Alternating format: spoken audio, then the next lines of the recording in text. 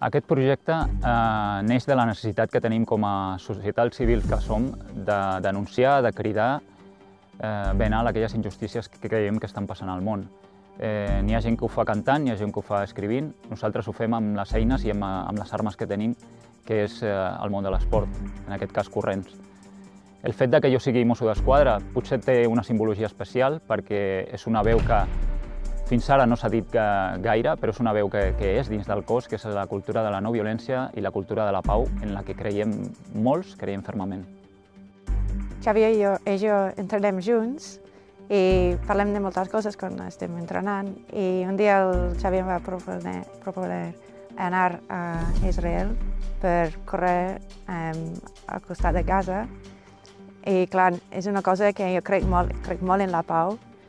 I per poder fer alguna cosa per al món, que sigui un gra de sorra, doncs vaig tirar endavant.